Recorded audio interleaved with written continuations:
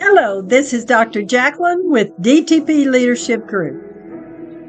You've tuned in to Hot Topic Bold Talk, the podcast where we dive into everything that matters today.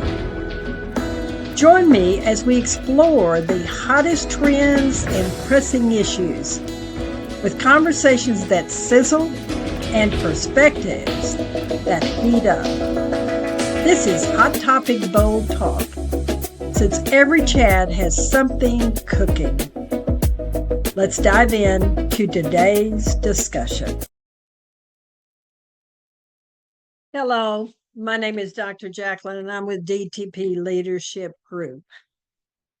This is Hot Topic Bold Talk, and tonight I'm going to give you a lot of information about Donald Trump's behavior, and I'm going to tell you from a mental health perspective what others have said about him, and I'm going to go more extensively in what others have said about him in my next podcast. But in this one, I'm going to give you some very factual data from a number of different people and what he's doing now that truly is alarming. So the title of my podcast is Unraveling the Facade, Understanding Trump's Alarming Behavior. Prior to starting my podcast and Hot Topic Bold Talk, I shared articles and videos on LinkedIn and social media to highlight the increasingly alarming behavior of Donald Trump. In this podcast, I will draw from my 47 years of experience in the mental health field to provide a factual analysis of Trump's behaviors and why they are dangerous. I will use my articles as well that I wrote in 2020. This episode aims to help you understand why many experts are warning against his political return to power.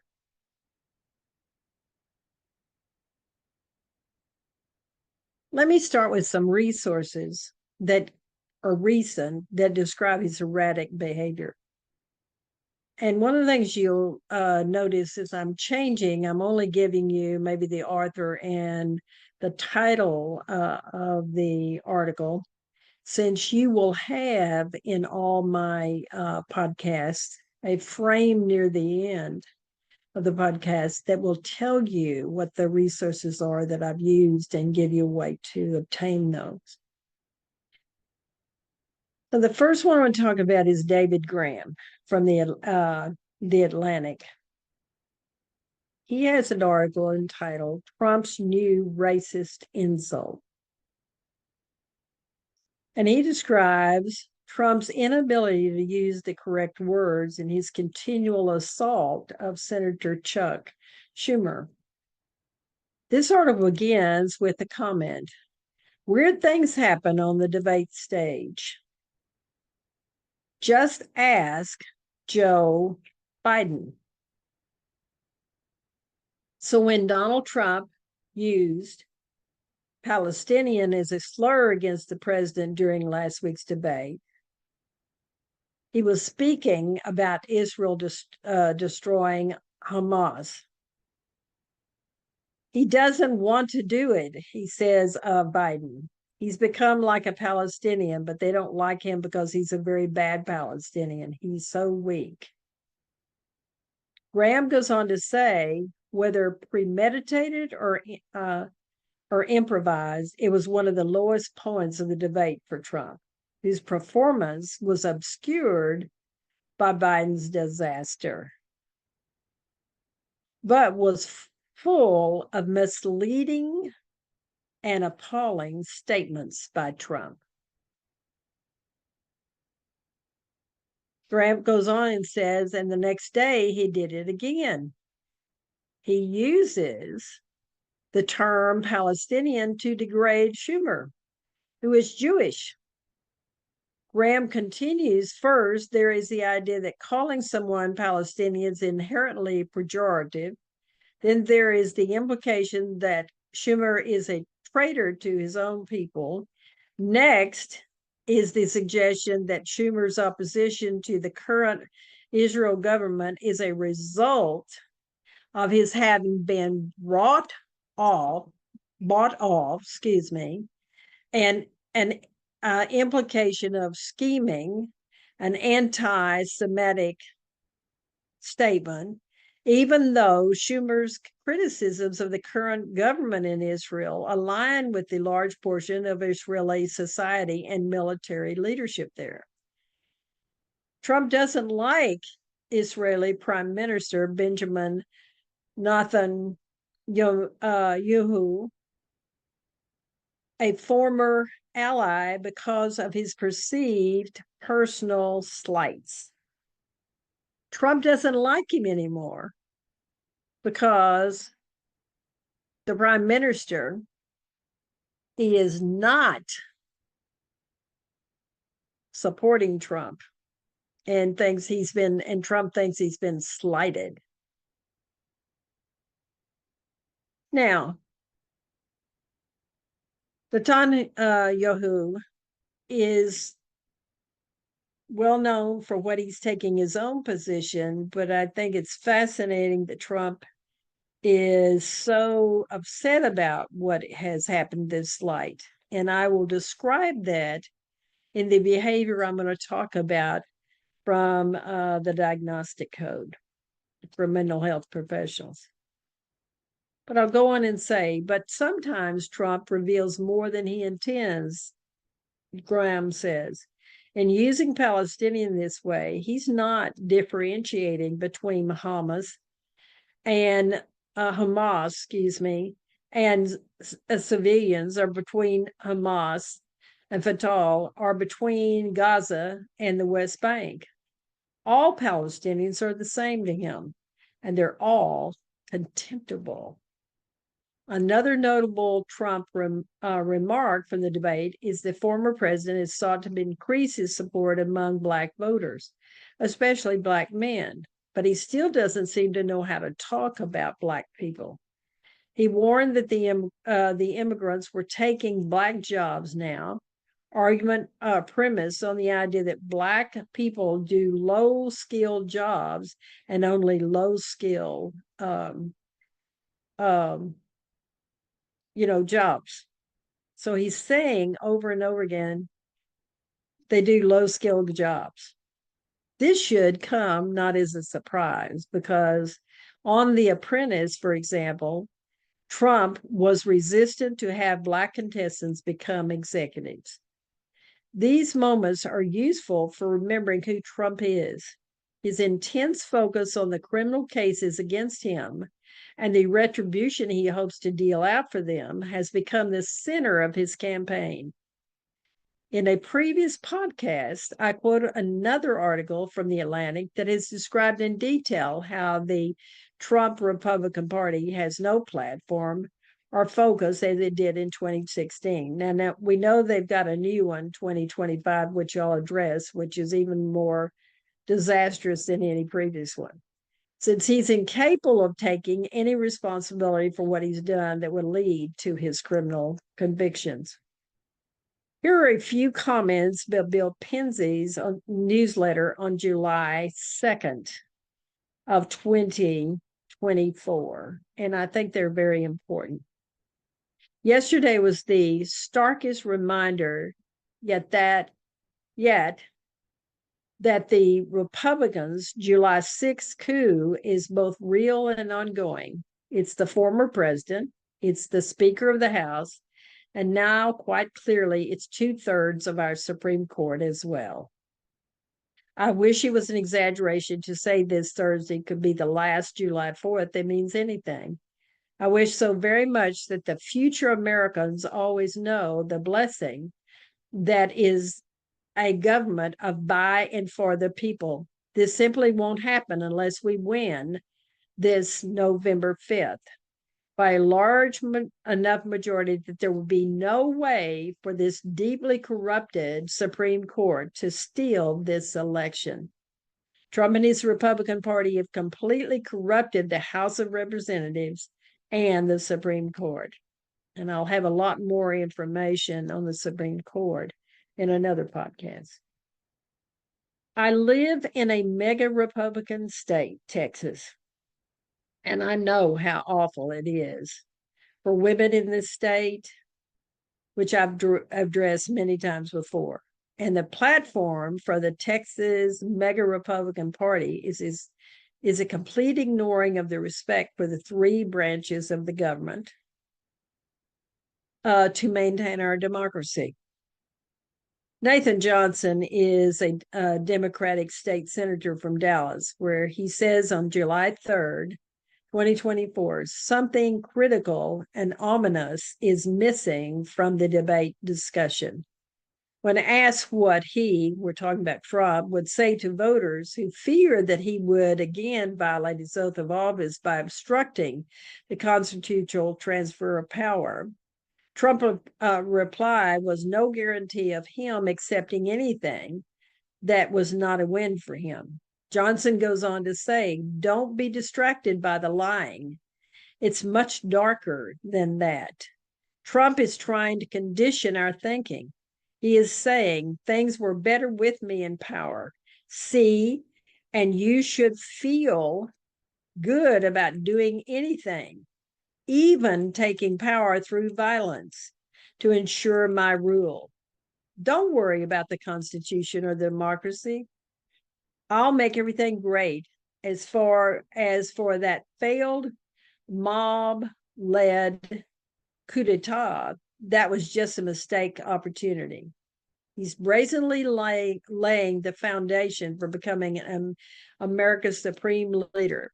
There is no doubt, and Johnson's talking about this, there's no doubt he's jealous of his acknowledged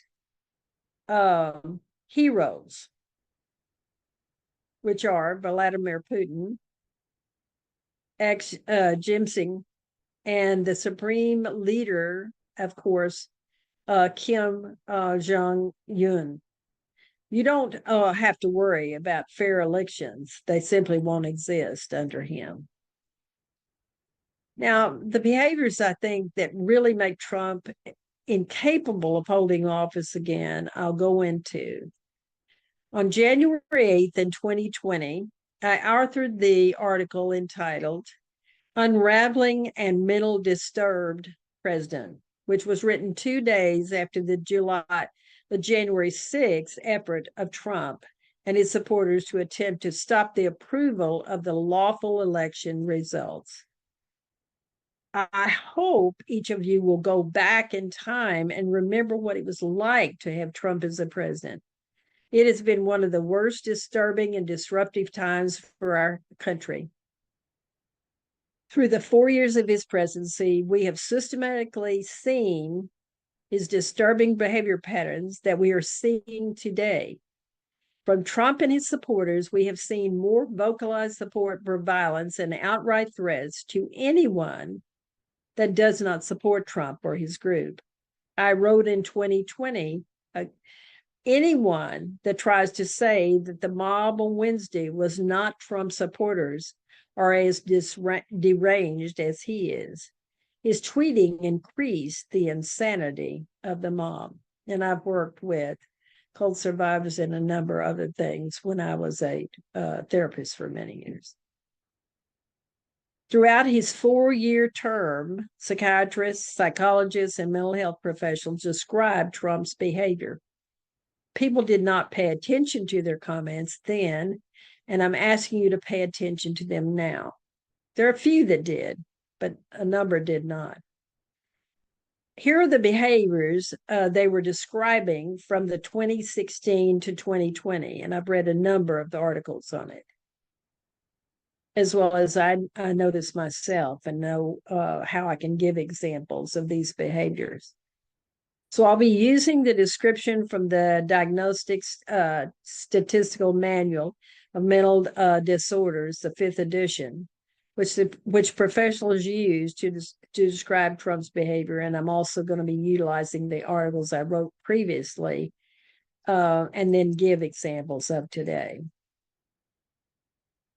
So here's the behavioral analysis of Trump. One of the behaviors that's named in the diagnostic code is grandiose sense of self-importance. Trump exhibits an exaggerated sense of self-importance, often expecting to be recognized as superior without justifiable achievements. That's the reason he's lying during the debate, because he didn't achieve anything except get rich people less tax that they had to pay. Biden was the one that was doing all the things he was trying to claim. For instance, his refusal to accept the 2020 election results, despite unmistakable evidence of his loss, exemplifies this trait of grandiose sense of self-importance. This unrealistic view of himself allows him to act against democratic principles without regard for the consequences. Here's another behavior: belief in his specialness. He believes that he's special and should only associate with special people. This is evident in his selective praise for individuals who support his agenda and his disdain for those who don't. The arrogance and domineering attitude have enabled him to manipulate many into supporting his dangerous ideologies. He has controlled and dominated the brains of millions in America by focusing on the fear of loss of their white privilege, money, and beliefs that are held by the majority of Americans, that they do not accept what the majority of Americans do. For an example, none of his supporters realize that there are 72% of Americans that support appropriate abortion laws that allow the woman and her doctor to make the decision about her health. Another behavior: preoccupation with fantasies of success and power. Trump is constantly preoccupied with fantasies of unlimited success and power.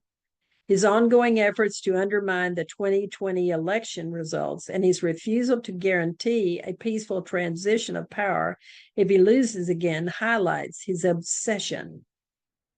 This behavior poses a significant threat to the democratic process. He will use the power of the position of president to do anything that he deems is important to him without consideration of all people in the country. July 6th and his refusal to support a peaceful transition in 2024, if he loses, gives an example of his mission to continue to be president, no matter the facts that 7 million people voted for Biden, and the Electoral College numbers showed Biden had won.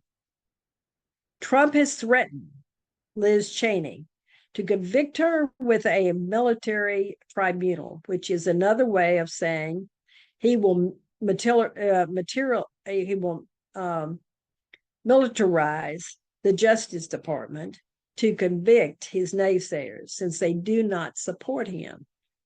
In the Texas survey, but there's another resource I'm going to give you at the end of the podcast as well about her, since on the July 2nd in the Texas survey, along with a number of other papers, Liz Cheney warns that voting for Trump in 2024 could be the last vote you'll ever cast. She goes on to say Trump he won't leave office. Trump will not leave office. If he ever gets in, he's going to want to stay. He's already tried not to leave office once. So I think there's a lot of living in fantasy world, she says, that goes on with Republicans telling themselves, look, we'll vote for him. It won't be so bad. She ends by saying it will be the last vote you'll ever get to cast. It will be that bad. And that the other article I have will give you even more information. Now, another behavior is required need for excessive admiration.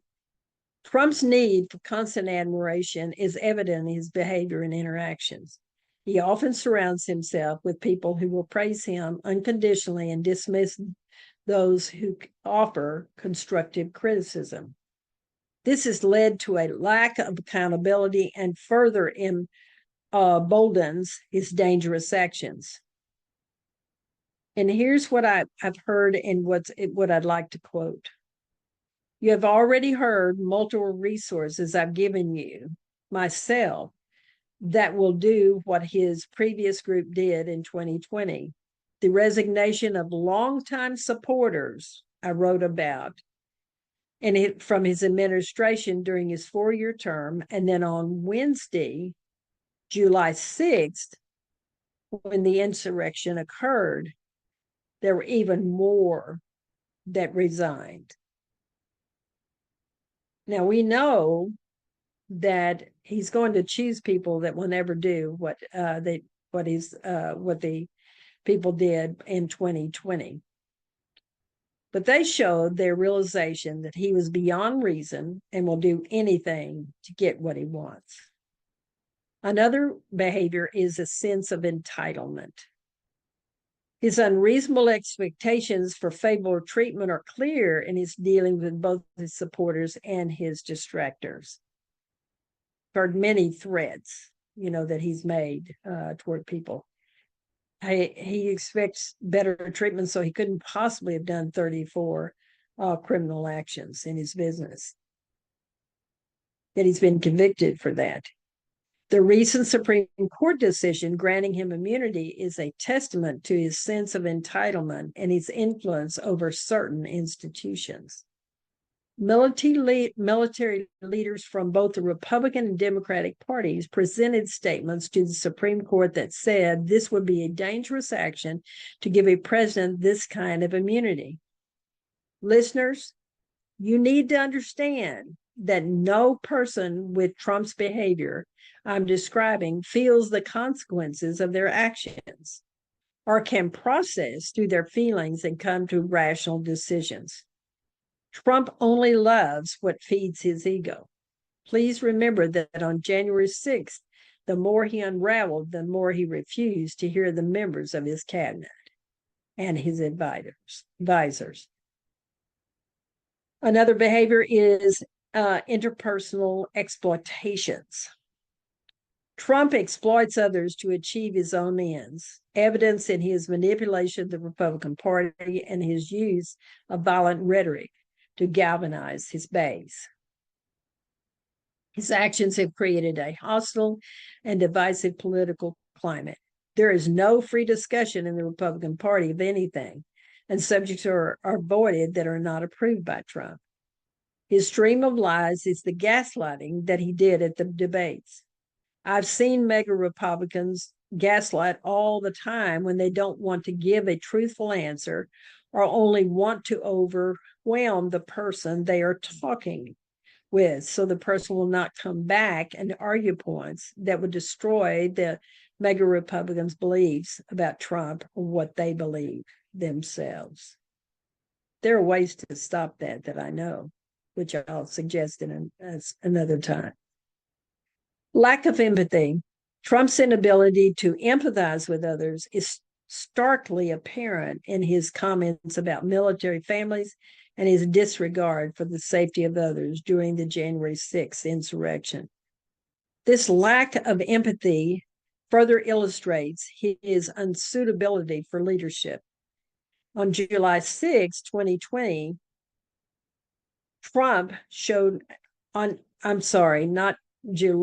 January 6, 2020, forgive me for that, since we've just had July 4th, but on January 6, 2020, Trump shows no concern with the safety of police, the members of Congress, or the buildings where the people who represent us as United States citizens were doing their best to respect us and follow through with a democratic process.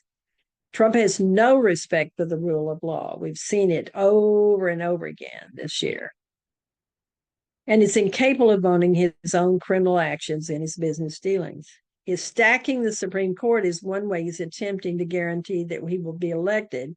So heed the quote I gave you by Bill Penzies, as well as by Liz Cheney, because they're very important to remember their comments. Another behavior, and it's their number, but I'm giving you some of the behaviors, is his arrogant and haughty behaviors. His blatant arrogance and enjoyment of inciting violence among his supporters are deeply troubling. Trump's disregard for the impact of his words on his followers shows a dangerous level of irresponsibility. Anybody that has a responsible attitude would never do some of the stuff he's doing. And I don't think any of his supporters realize what gaslighting is doing to them and how they're following something that we're going to have very serious consequences as far as if he's successful in ever holding office again. So I want to conclude by saying this. Trump's behaviors, as described by mental health professionals as well as myself, paint a picture of a deeply disturbed individual. It is crucial for the public to understand these behaviors and their implications. In future broadcasts, I will delve deeper into the ideologies of his supporters and the potential consequences of his return to power. Stay informed and vigilant as we navigate these very challenging times. And I thank you for listening to me. You will have the resources I've used. And I hope to have any comments you want to make to me about my podcast. I welcome those. So again, thank you for listening.